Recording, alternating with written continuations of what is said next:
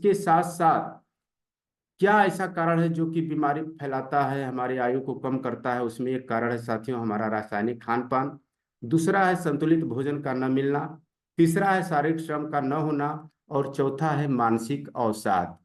ये चार चीजों से ही हमारे शरीर का स्वास्थ्य बनता है और बिगड़ता है। यदि इसका सही तालमेल हुआ, पॉजिटिव की तरफ हुआ, तो हमारा स्वास्थ्य सही रहेगा। यदि इसकी सही पूर्ति हम नहीं कर पाए तो हमारा स्वास्थ्य खराब होगा। और यह चारों चीजों की पूर्ति सिर्फ पैसे से नहीं की जा सकती, सिर्फ धन दौलत से नहीं की जा सकती। और इन चारों चीजों को मिला करके अच्छे स्वास्थ्य का निर्माण होता है। हमें इस पे ध्यान देना है कि कहाँ हमारी चूक हो रही है, किन चीजों का हम जीवन में अभाव कर पा रहे हैं, किन चीजों को सीमित हम नहीं कर पा रहे हैं। आरसीएम कम से कम हमें इतना जागरूक किया कि हमें 40 45 50 के बावजूद, उम्र में जाने के बावजूद भी हमें स्वस्थ रहने के बारे में बताता है। तो साथियों, हम इसमें देखेंगे हमारा रासायनिक खान पान कितना तेजी से बिगड़ रहा है। आज केमिकल का उपयोग हो रहा है, कीटनाशक दवाइयों का उपयोग हो रहा है। कोई भी फल फ्रूट आप खरीदने जाते हैं बिना केमिकल का नहीं मिलता। हर दुकानदार अपने पास कोई ना कोई ऐसी चीजें केमिकल के रूप में रखता है जिससे उसकी औसत आयु या फलों को दिखने की जो कैपेसिटी है वो अच्छी बनी रहे। तो हम इससे बच नहीं पाते हैं। और इससे बचने का यही माध्यम है कि हम कहीं ना कहीं जैविक की तरफ बढ़ें, कहीं मार्केट की चीज़ों को खाने से हम बचें, केमिकल युक्त खाने से चीज़ें हम बचें। यही हमारा इसमें सुझाव है कि रासायनिक खान पान से जितना हम बचेंगे उतना साथियों हमारा स्वास्थ्य सही रहेगा। और दूसरा है संतुलित भोजन के बारे में। संतुलित भोजन की जानकारी साथियों जब हम आरसीएम में आए और न्यूट्रिएंट्स और न्यूट्रीचार्ज की जानकारी जब लेना चालू किए, तब अपने को पता चला कि नहीं, हम लोग को संतुलित आहार में क्या क्या चीजें लेनी चाहिए। घर पे दाल चावल रोटी सब्जी खा लिए लगता था कि यही मेन है, यही बढ़िया है, यही संतुलित आहार है। लेकिन साथियों, संतुलित आहार में हमारे को जब बताया गया कि आपके लिए पानी होना चाहिए, कार्बोहाइड्रेट होना चाहिए, वसा होना चाहिए, प्रोटीन होनी चाहिए, विटामिन मिनरल्स और फाइबर, ये सात चीजें यदि हमारे भोजन में पर्याप्त है, तब हमारा भोजन संतुलित भोजन कहलाता है। आज हम लोग अक्सर जो भी खाते पीते हैं वो शरीर के लिए नहीं खाते, हम अपने स्वाद के लिए खाते हैं। और जो चीज जीभ को पसंद है वो शरीर को पसंद नहीं है, और जो शरीर को पसंद है वो जीभ को पसंद नहीं है।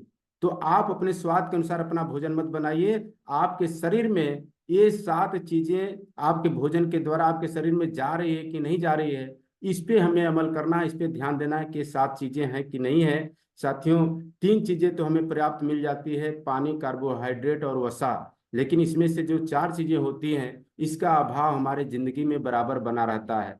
जिस प्रकार का हम भोजन खाते हैं उस भोजन में प्रोटीन की कमी बनी रह जाती है, विटामिन की कमी बनी रह जाती है, क्योंकि हम लोग प्रतिदिन 250 ग्राम विभिन्न प्रकार के फल नहीं खा पाते।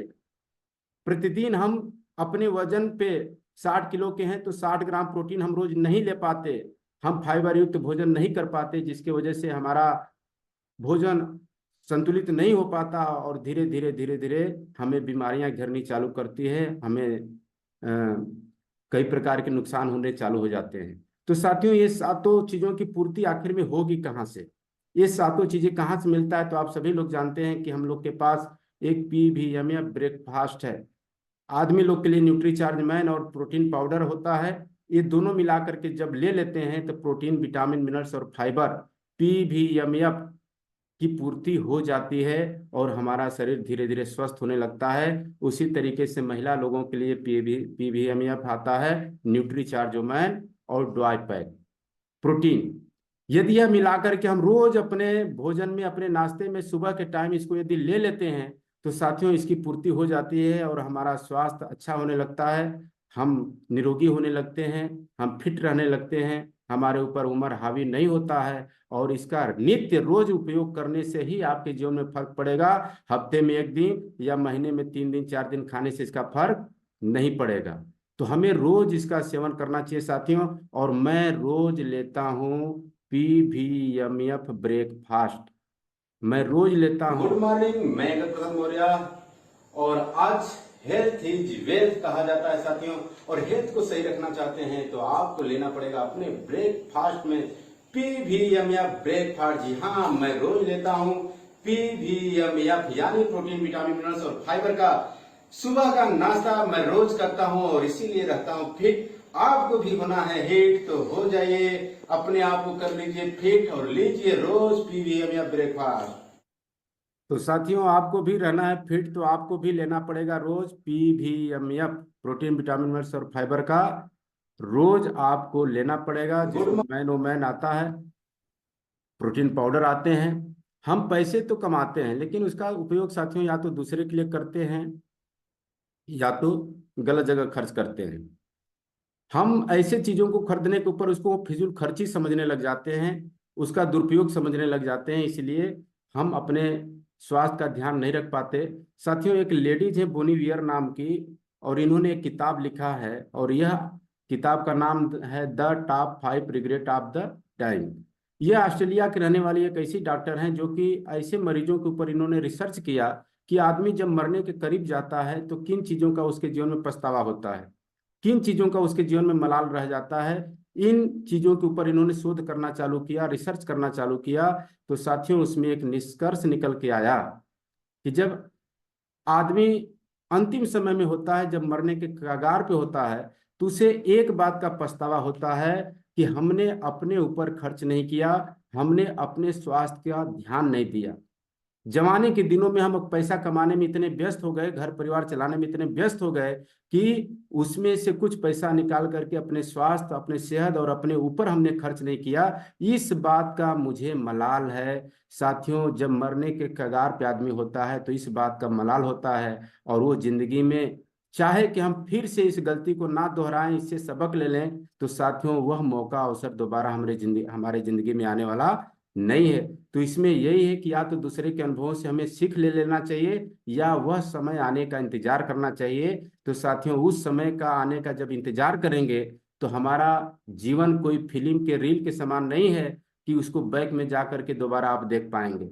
जो चीजें हमारे हाथों से निकल जाएगी वो दोबारा आने वाली नहीं है। इसलिए दूसरे के अनुभवों से हमें सबक ले लेना चाहिए कि जीवन में लास्ट में अंतिम समय में आपको इस बात का मलाल न रह जाए कि हमने अपने स्वास्थ्य के ऊपर काम नहीं किया, हम अपने ऊपर खर्च नहीं किए, हम जीवन भर भागते रहे, दूसरे के लिए कमाते रहे, और बाद में चल करके आपको इसका मलाल और पछतावा हो। साथियों, इसलिए समय रहते आप सबक ले लीजिए। इतने बड़े अनुभवी डॉक्टर ने इसके ऊपर सुझाव दिया है। और साथियों, हमारी जो जिंदगी है कुछ सालों के लिए लीज पर मिली है, रजिस्ट्री के चक्कर में ना पड़े।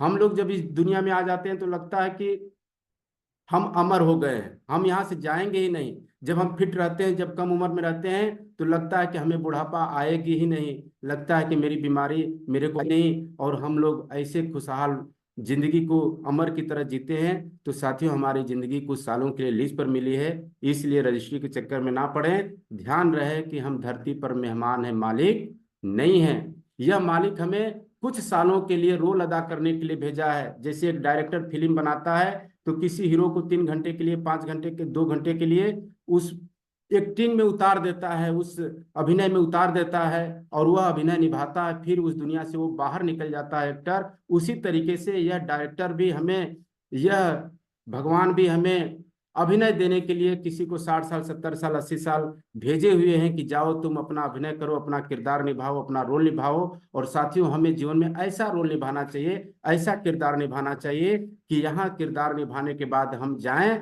तो ऊपर वाला भी कहे कि नहीं यार, इसको जिस चीज के लिए मैंने भेजा था इन्होंने बखूबी अपना रोल अदा किया। तो आप इसका विशेष ध्यान दें साथियों। और दूसरा आता है हमारा शारीरिक श्रम। बीमारी बढ़ने के पीछे क्या कारण है? दूसरा, शारीरिक श्रम न हो पाना। आज हम लोग इतना स्मार्ट वर्क करने लग गए हैं, इतना आरामदायक जिंदगी जीने वाले काम करने लग गए हैं कि कहीं ना कहीं हमारा शारीरिक श्रम नहीं हो पाता। और साथियों, शारीरिक श्रम न होने की वजह से भी हमारी बीमारियां बढ़ती है, हमारा स्वास्थ्य खराब होता है। और शारीरिक श्रम में आप क्या कर सकते हैं? शारीरिक श्रम का मतलब कि जब तक शरीर से पसीना ना निकले तब तक साथियों उसको हम लोग शारीरिक श्रम नहीं मानते। बहुत सारे लोग पैदल चलना मानते हैं, लेकिन पैदल उन्हीं लोगों को चलना चाहिए जिनकी उम्र 50 साल से ऊपर हो चुकी है।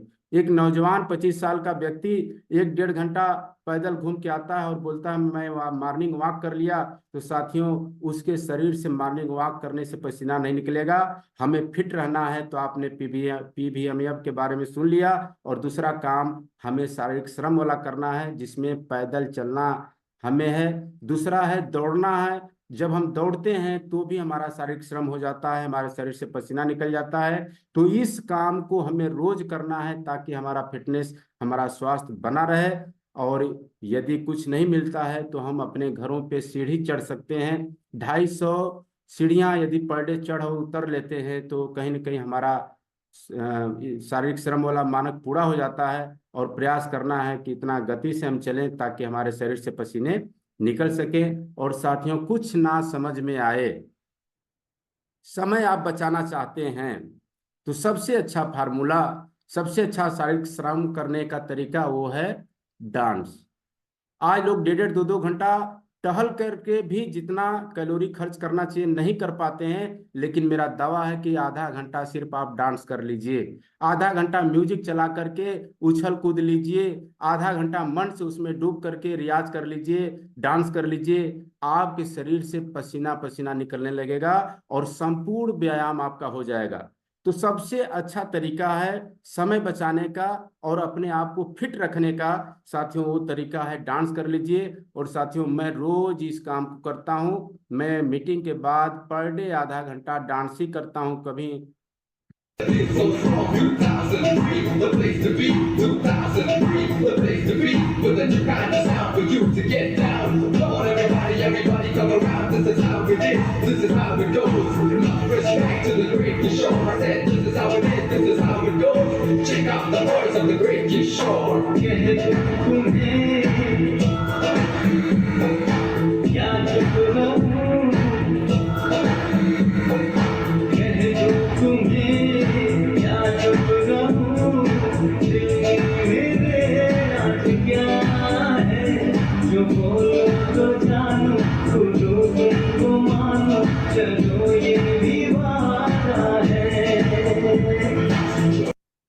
तो साथियों, आप भी बिल्कुल डांस करके अपने फिटनेस को बढ़ा सकते हैं, अपने स्वास्थ्य को बढ़ा सकते हैं। और यह काम रोज होना चाहिए ताकि हमारा स्वास्थ्य फिट रहे, हम जीवन में बड़ा काम कर पाए, निरोगी रह सकें। इसके बाद साथियों आता है तीसरा चीज, मानसिक अवसाद। मानसिक अवसाद से आज बहुत सारे लोग घिरते जा रहे हैं, डिप्रेशन में बढ़ते जा रहे हैं। इसकी वजह से भयंकर गंभीर बीमारियां लगातार हमारे ऊपर हावी होती जा रही है। तो साथियों, इससे निकलने का तरीका सिर्फ पैसा कमा लेना ही नहीं है। इससे निकलने का तरीका सिर्फ सुख सुविधा में रह लेना ही नहीं है। क्योंकि सुख सुविधा की बात होती, पैसे कमाने की बात होती, तो आज बहुत सारे लोग कम उम्र में मानसिक अवसाद की वजह से गंभीर बीमारियों के शिकार हुए और इस दुनिया को छोड़ के चले गए। साथियों, आप देख सकते हैं हमारे बीच में मीना कुमारी जो एक्टर हुआ करती थी, 39 साल की उम्र में लीवर सिरोसिस का शिकार होकर के दुनिया को छोड़ दी। मधुबाला जैसी हीरोइन कभी चर्चा का विषय हुआ करती थी, 36 साल की उम्र में हार्ट अटैक के कारण दुनिया छोड़ करके चली गई। संजीव कुमार 47 साल की उम्र में चले गए। विनोद मेहरा जी 45 साल की उम्र में हार्ट अटैक के शिकार हो गए। अमजद खान 51 साल की उम्र में दुनिया को छोड़ के चले गए। सिद्धार्थ शुक्ला 40 साल की उम्र में हार्ट अटैक हो गया। इरफान खान 53 साल की उम्र में कैंसर के शिकार हो गए। साथियों, ये सारे जो आप देख रहे हैं, इनके पास किसी तरीके की सुख सुविधा की कमी नहीं थी, न्यूट्रिएंट्स खाने की कमी नहीं थी, शारीरिक श्रम करने की कमी नहीं थी। लेकिन साथियों, ये सारे लोग डिप्रेशन की वजह से, मानसिक अवसाद के वजह से इन बीमारियों के शिकार हुए और आज हमारे बीच में अच्छे कलाकार होने के बावजूद भी आज हमारे बीच में नहीं है। ये सभी लोग दुनिया को छोड़ के जा चुके हैं। तो साथियों, हर काम सिर्फ पैसे से ही नहीं होता है। उसके लिए साथियों एक रास्ता है और वो है रास्ता खुश होने का रास्ता, हमेशा मुस्कुराने का रास्ता, अंदर से हंसने का रास्ता। यदि ये चीज हम बराबर अपनाते हैं तो साथियों हम इसमें आगे बढ़ेंगे। जैसा कि आप सभी लोग जानते हैं कि हमारे दिमाग से हैप्पी हार्मोन्स का स्राव होता है।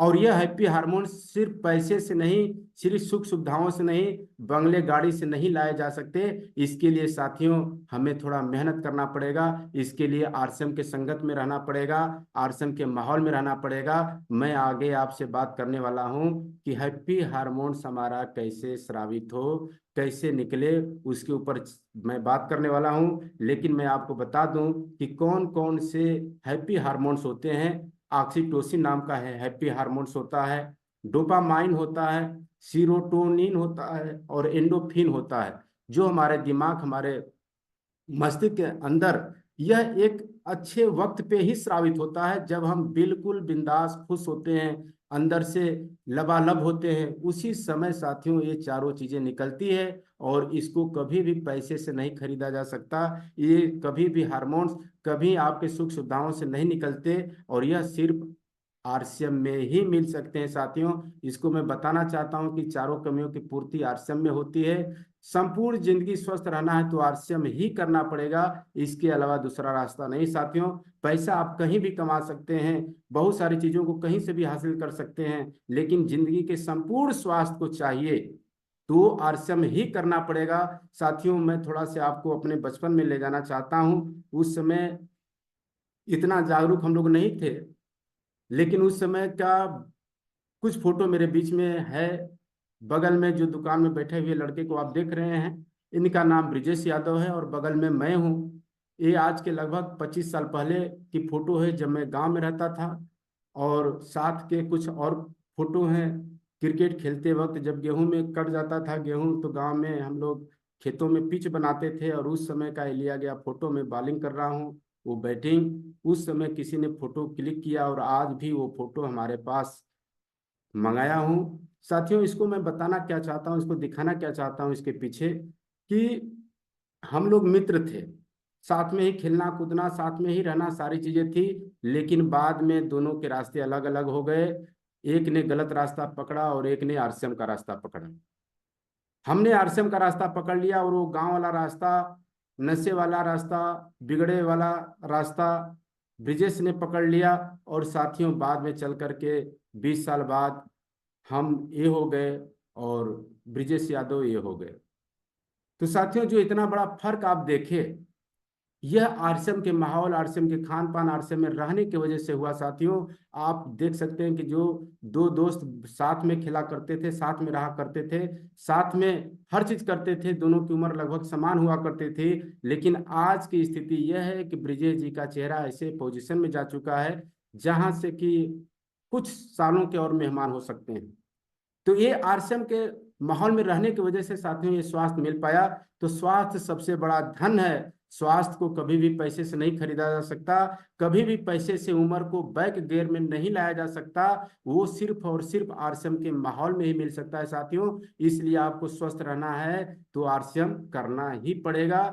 जिंदगी में खुशी से जीना चाहते हैं तो